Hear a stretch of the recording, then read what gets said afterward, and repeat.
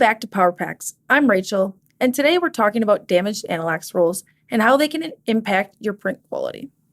As you know, Anilox rolls are key to maintaining precise and consistent print results. Any damage to these rolls can cause production issues. Let's go over common Anilox damages and how they can affect your operation. One common type of damage we see is chipped or dented edges, which are often caused by mishandling the Anilox roll. For example, when you're removing or placing the roll into the press and accidentally hit it against the press frame, forcefully placing it into a rack, or hitting it against a hard surface during transport. These small impacts may seem harmless at the time, but they can lead to significant issues in the future. Scorelines are another type of damage that may be seen on your Aniloxes. Scorelines are grooves or scratches that run through the engraved surface of the Anilox face. These can cause visible lines or streaks in your print.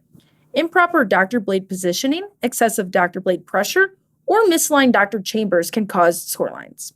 Also, scoring can come from hard particles like ink, metal, or debris being trapped under the doctor blade and Anilox.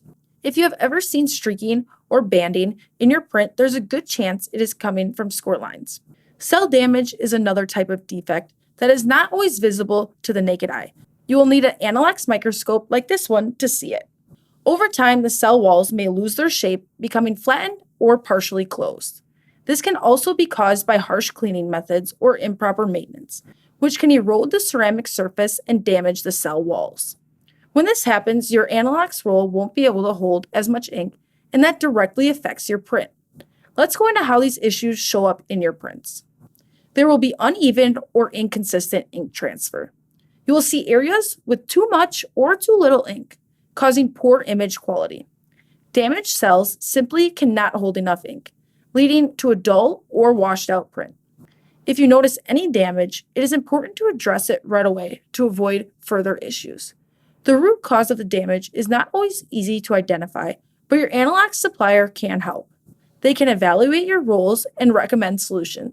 Sometimes rolls need to be re-engraved to bring back to proper working conditions. Keeping your Anilox rolls in good condition is critical for maintaining productivity and quality. If you want to learn more about how to properly maintain your rolls, check out my other video where I cover best practices for Anilox care. Thank you for watching and stay tuned for future videos.